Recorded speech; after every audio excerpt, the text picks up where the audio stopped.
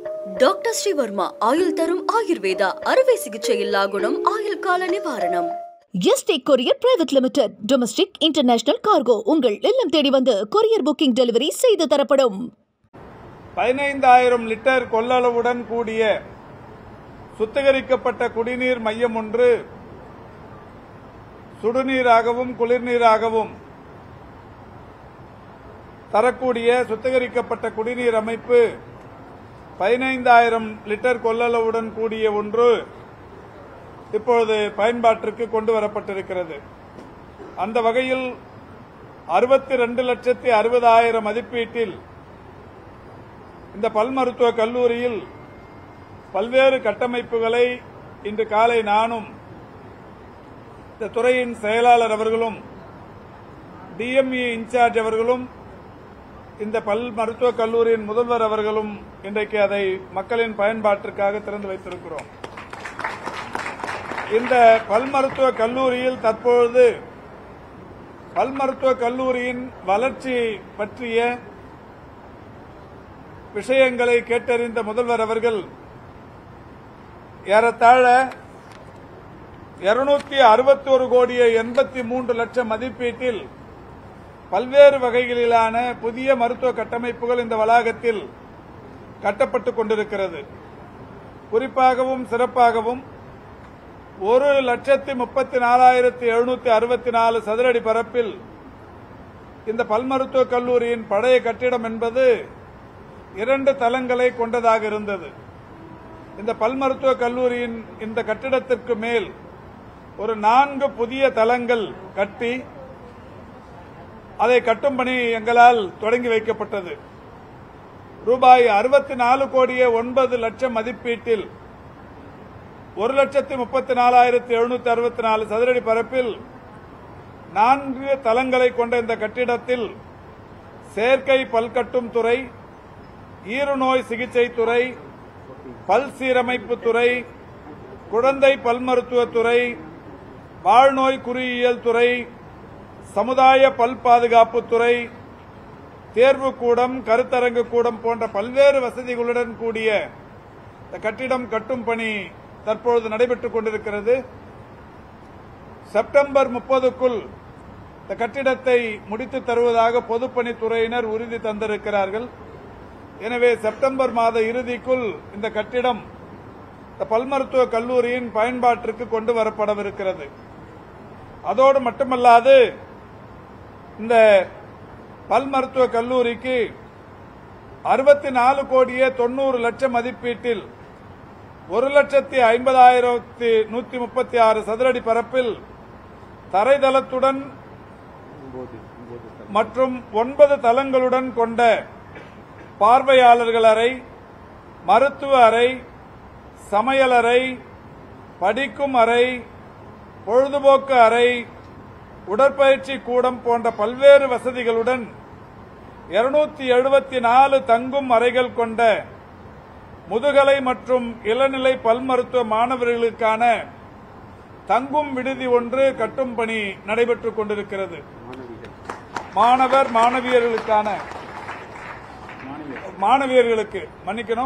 மாணவியர்களுக்கு மட்டுமே 274 தங்கும் அறைகள், ஒவ்வொரு அறையிலும் 2 மாணவியர் வீதம் இதில் தங்குவதற்குரிய வசதிகள் செய்யப்பட்டு இந்த விடுதி தற்பொழுது கட்டும் பணி நடைபெற்றுக் கொண்டிருக்கிறது. இந்த விடுதியை பொறுத்தவரையிலும் டிசம்பர் இறுதிக்குள் பணிகள் முடிக்கப்பட்டு பல் மருத்துவக் கல்லூரி மாணவியர் பயன்பெறுகிற வகையில் இந்த பணி தற்பொழுது வேகமாக நடைபெற்றுக் கொண்டிருக்கிறது. அதோடு மட்டுமல்லாது மருத்துவ கட்டமைப்பை மேலும் வலுப்படுத்துவதற்கு, குறிப்பாக இந்த பல் மருத்துவக் கல்லூரியின் மருத்துவ தரத்தை சர்வதேச அளவில் உயர்த்துவதற்கு 4,31,00,000 ரூபாய் மதிப்பீட்டிலான அதிநவீன பல் மருத்துவ உபகரணங்கள் கொள்முதல் செய்யும் பணியும் நடைபெற்றுக் கொண்டிருக்கின்றது. இதே வளாகத்தில் நம்முடைய மருத்துவக் கல்லூரி மாணவர்கள், சென்னை மருத்துவக் கல்லூரி மாணவர்கள் அவர்களுக்காக இன்றைக்கு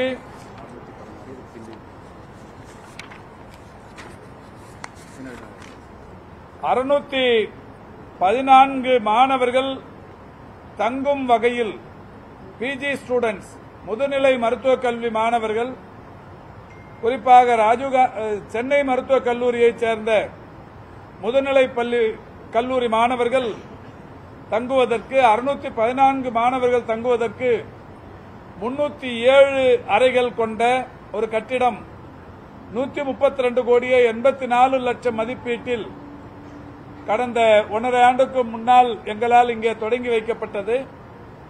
அந்த பணியும் தற்போது வேகமாக நடைபெற்றுக் கொண்டிருக்கிறது. மிக விரைவில் அதுவும் முடிவர இருக்கிறது. எனவே இந்த பல் மருத்துவக் கல்லூரி வளாகத்தில் தற்பொழுது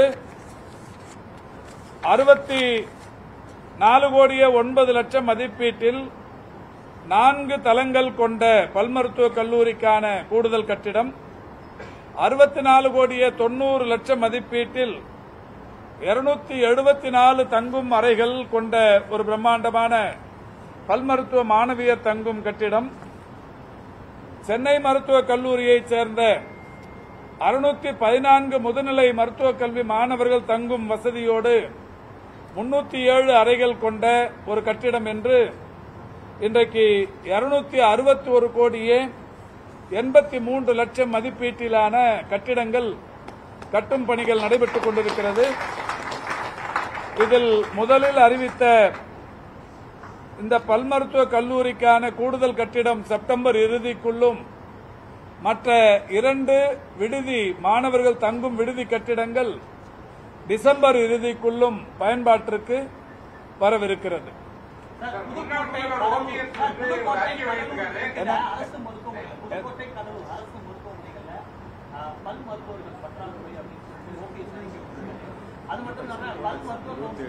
அதாவது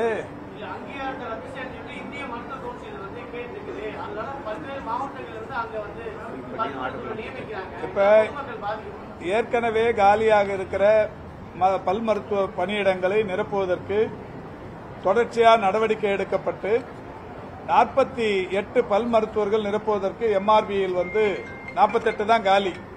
ஒட்டுமொத்தமாகவே தமிழ்நாட்டில் ஓபிஎஸ் போன்ற தலைவர்கள் அறிந்து கொள்ள வேண்டியது, அவங்களும் ஆட்சியில் இருந்தாங்க. ஒட்டுமொத்தமாக இந்த தமிழ்நாட்டின் மக்கள் நல்வாழ்வுத்துறையில் அவர்கள் எவ்வளவு சதவீதம் காலி பணியிடங்களை வைத்திருந்தார்கள் காலகாலத்திற்கும் என்பது அவர்களுக்கே தெரியும். ஆனாலும் இங்கே இந்திய மருத்துவத்தில் ஒரு மருத்துவ பணியிடம் கூட காலி இல்லாத அளவுக்கு அனைத்து மருத்துவ பணியிடங்களும் நிரப்பப்பட்டிருக்கிறது. டிபிஎச் நிர்வாகத்தில் ஒரு பணியிடம் கூட காலி இல்லாத அளவுக்கு மட்டுமல்ல, 2026 அதாவது ஓய்வு பெறவிருப்பவர்களுடைய எண்ணிக்கையும் மனதில் வைத்து 2642 மருத்துவ பணியிடங்கள் 4 மாதங்களுக்கு முன்னால் மாண்புமிகு முதல்வர் அவர்களுடைய கரங்களினால் ஆணைகள் தரப்பட்டது. இப்ப டிஎம்எஸ், டிஎம்இ போன்ற நிர்வாகங்களுக்கு முதுநிலை படித்த மாணவர்களை அங்கிருந்து மாற்றி அனுப்பும் பணி நடைபெற்றுக் கொண்டிருக்கிறது. இதில் காலியாக இருக்கிற மருத்துவ பணியிடங்கள், குறிப்பா எம்பிபிஎஸ் மாணவர்கள் மிக விரைவில் அவங்கெல்லாம் அந்த இடத்துக்கு போயிட்டாங்கன்னா, டிஎம்எஸ்க்கும் டிஎம்இக்கும் இடம் மாறி போயிட்டாங்கன்னா, அப்ப காலியாகிற இடங்களுக்கும் உடனடியாக பணியிடங்கள் நிரப்பப்படவிருக்கு. இந்த நிலையில பல் மருத்துவர்கள் ஒட்டுமொத்தமாக காலியே 48 தான். இந்த 48க்கு எம்ஆர்பியில் இன்டர்வியூ கால்ஃபர் பண்ணோம். எம்ஆர்பியில் இன்டர்வியூ கால்ஃபர் பண்ணதுல எவ்வளவு பேர் தேர்வு எழுதினாங்கன்னா 11,720 பேர் எழுதினாங்க. இந்த 11,720 எவ்வளவு பேர் தேர்ச்சி பெற்றார்கள் என்றால் 8,700 பேர் தேர்ச்சி பெற்றார்கள். 8,700 பேரில் ranking, certificate verification, communal rotation இது எல்லாத்தையும் முடிச்சு இந்த 48 பேர் யாருங்கிறத தேர்வு பண்ணி முடிச்சிட்டாங்க நேற்றைக்கு. இந்த 48 பணியிடங்கள் மட்டுமல்ல, இன்னும் ஒரு 450 டெக்னிக்கல் ஸ்டாஃப் எல்லாம் சேர்த்து மிக விரைவில் மாண்புமிகு முதல்வர் அவர்கள் பணி ஆணைகளை தரவிருக்கிறார்கள். இந்த 48 பல் மருத்துவர் பணியிடங்களை நிரப்புவதற்கு இந்த அரசு மேற்கொண்டிருக்கிற வெளிப்படைத்தன்மை உலகத்தில் வேறு எந்த துறையும் செய்யாத ஒன்று. இது இந்த அளவுக்கு வெளிப்படைத்தன்மையோடு அதை நிரப்பியிருக்கிறோம்.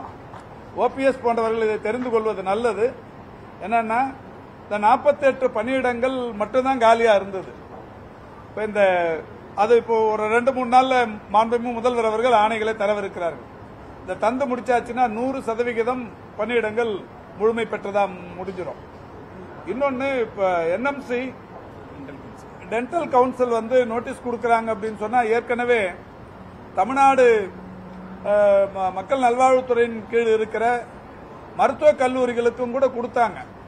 அவங்க சாதாரணமாகவே ஒவ்வொரு வருஷமும் அவங்க தலைமையில் இருக்கிறோங்கிறத காட்டுறதுக்காக நோட்டீஸை கொடுப்பாங்க. அந்த நோட்டீஸுக்கு இங்கிருந்து பதில் எடுத்து போய் கொடுப்பாங்க. கொடுத்த உடனே அது சரியாயிரும். நம்மளும் என்ன நினைச்சுக்கிறோம், நோட்டீஸை கொடுத்தாங்கன்னா அடுத்த நாள் வந்து பூட்டோட வந்துருவாங்க, பூட்டு போட்டு போயிடுவாங்கன்னு நினைச்சுக்கிறோம். அது இல்லை. இது நிர்வாகத்தில் தொடர்ச்சியா நடக்கிற ஒண்ணு. அதனால அன்பு கூர்ந்து வெளியிலிருந்து பார்க்கிற அரசியல் தலைவர்களும் ஏதோ பூதாகரமா அந்த பிரச்சனையை தமிழ்நாட்டு மக்களிடத்திலே ஒரு பரபரப்பை ஏற்படுத்த வேண்டாம் என்று கேட்டுக்கொள்கின்றேன். இங்க வந்து மொத்தமே 3 பல் மருத்துவக் கல்லூரி ஒண்ணுதான் இருந்தது. இந்த பல் மருத்துவக் கல்லூரி தான் 72 வருட பழமை வாய்ந்த ஒன்று. சிதம்பரத்தில் குறிப்பா நம்ம கடலூர் மாவட்டத்தில் வெளியிலிருந்து தனியார் வசம் இருந்த ஒரு பல் மருத்துவக் கல்லூரியை நம்ம கையகப்படுத்தி இன்னைக்கு அதுக்கு நூற்றுக்கணக்கான கோடி ரூபாய் செலவு பண்ணி அதை மேம்படுத்தி இருக்கிறோம். அதுக்கு அடுத்து நம்முடைய மாண்புமிகு தமிழ்நாட்டின் முதலமைச்சர் அவர்கள் புதுக்கோட்டையில் ஒரு புது மருத்துவக் கல்லூரியை தொடங்கி வச்சிருக்கிறோம். இதுதான் வரலாறு. யாருக்காவது இதுக்கு முன்னாடி 10 ஆண்டு காலம் இருந்தவர்கள் நாங்க எங்கேயாவது ஒரு பல் மருத்துவக் கல்லூரி தொடங்குறதுக்கு நடவடிக்கை எடுத்தோம் அப்படிங்கிற மாதிரிலாம் நடவடிக்கை சொல்லிட்டு அதுக்கப்புறம் இதுல பல் மருத்துவர் இல்ல அது இல்லைன்னு சொன்னா நல்லா இருக்கும். அதாவது டிரான்ஸ்பர் வேணும்னு யாராவது அவர் போய் கேட்டிருப்பாங்க. டிரான்ஸ்பர் போடுறது தப்பு இல்லையா? நிர்வாக வசதிக்காக இப்ப இந்த இங்க இருந்து சென்னையில இருக்கிற ஒரு டாக்டரை புதுக்கோட்டைக்கு மாத்துறதும் புதுக்கோட்டையில் இருக்கிற ஒரு சென்னைக்கு மாத்துறதும் நிர்வாக வசதிக்கு. இங்க ஒருத்தர் டாக்டரா வர்றாருன்னா அவர் ரிட்டையர்ட் ஆகிற 60 வருஷமும் இங்கே இருக்கணும்ன்றது இல்லை. நிர்வாக வசதிக்கு மாத்துறதுங்கிறது நிர்வாகத்துக்கு முழு உரிமை உண்டு. யாராவது போய் என்ன இங்கிருந்து அங்க மாத்திட்டாங்கன்னு சொன்னா உடனே அதுக்கு அறிக்கை விட்டா இப்போ இந்த துறையில 1.25 லட்சம் பேர் வேலை செய்யறாங்க. தொடர்ச்சியா கவுன்சிலிங் நடத்துறோம். அவங்களே காலி பணியிடங்களை மாத்தின்னு கேட்டுட்டு போறாங்க. அவங்க எல்லாமே போய் அரசியல் தலைவர்கள் கையில என்ன இங்கிருந்து அங்க மாத்திட்டாங்கன்னா அதுக்கு ஒரு அறிக்கைன்னு சொன்னா அது நல்லா இருக்குமா பாத்துக்கணும். அந்த அறிக்கையை நீங்க கேட்கறது நல்லா இருக்கான்னு பாத்துக்கணும். அதான் அவர் அங்க போய் கேட்டிருப்பாரு என்னங்க மாத்திட்டாங்க நீங்க சொல்லி மாத்தி கொடுங்கன்னு.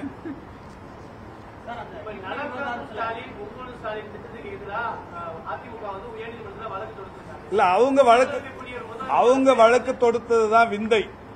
உங்களுக்கு தெரியும், கடந்த கால ஆட்சியில் அம்மா உப்புன்னு பேர் வச்சாங்க. எத்தனை இடத்துல அந்த உப்பு வித்தாங்க யாருக்காவது தெரியுமா? அம்மா உப்புன்னு பேர் வச்சு ஒரு 10-15 கடைகள்ல தான் மூட்டையில அம்மா உப்புன்னு இருந்தது. அதுக்கப்புறம் அம்மா உப்பு எந்த கடையிலையும் வித்தா மாதிரி தெரியல. அம்மா குடிநீர்னு வச்சாங்க. அதுக்கான எந்த பிளான்ட்டும் போடல, எங்கேயும் தண்ணியை எடுத்துட்டு போய் விற்கல. பஸ் ஸ்டாண்ட்ல ஏதோ ஒரு பாட்டில்ல பேர் வச்சு எடுத்துன்னு பஸ் ஸ்டாண்டுங்களை மட்டும் பஸ் டிப்போல வச்சாங்க. இப்போ நான் தொடர்ச்சியா சொல்ல முடியும். அம்மா உப்பு, அம்மா தண்ணி, இது மாதிரி நிறைய ஒரே ஒரு 2 லட்சம் ரூபாய் செலவு பண்ணி பண்ற ஒரு சாலை ஓர பூங்காவுக்கு அம்மா சாலை ஓர பூங்கான்னு வச்சாங்க, அம்மா தீவு பூங்கான்னு வச்சாங்க. இது இப்போ இன்னமும் தமிழ்நாடு முழுக்க எல்லா இடத்துலயும் இருக்கு. அவங்க எந்த திட்டத்தை தொடங்கினாலும் அம்மான்னு பேர் வச்சாங்க. அப்ப யாரும் கேட்டோமா? இது எவ்வளவு பெரிய திட்டம். இது நலம் காக்கும் ஸ்டாலின், உங்களுடன் ஸ்டாலின், இந்த மாதிரி திட்டங்கள் இன்னைக்கு ஒவ்வொரு அந்த முகாம் மூலமும் லட்சக்கணக்கானவர்கள் பயனடைந்து கொண்டிருக்கிறார்கள். இது அந்த பயன் அடைந்து கொண்டிருப்பவருடைய எண்ணிக்கை, தமிழ்நாட்டில் இதற்காக இன்றைக்கு பெருகிருக்கிற ஆதரவு, இந்த அரசுக்கு கூடிக்கொண்டிருக்கிற பெரிய அளவிலான எழுச்சி மிகுந்த ஆதரவு பொறுத்துக்கொள்ள முடியாத காரணத்தினால் உச்சரிப்பு எண்ணத்தோடு உச்சநீதிமன்றத்தை அணுகியிருக்கிறார். 2 வாரம் சொன்னோங்க. அந்த 2 வாரம் அநேகமா நாளைக்கு முடியும் நினைக்கிறேன். நாளைக்கு முடிஞ்சோடனே நாளைக்கு சாயந்தரம் செக்ரட்டரி அறிக்கை விடுவார் என்ன நடவடிக்கை எடுக்கிறது. டாக்டர் ஸ்ரீவர்மா ஆயுள் தரும் ஆயுர்வேதா அறுவை சிகிச்சை இல்லா குணம் ஆயுள் கால நிவாரணம். Yesterday courier private limited domestic international cargo உங்கள் இல்லம் தேடி வந்து கொரியர் புக்கிங் டெலிவரி செய்து தரப்படும். என்றும் உங்களுடன் மை இந்தியா. முக்கிய செய்திகளை உடனுக்குடன் தெரிந்து கொள்ள சப்ஸ்கிரைப் பண்ணுங்க, பெல் பட்டனை பிரஸ் பண்ணுங்க. என்றும் உங்களுடன் மை இந்தியா.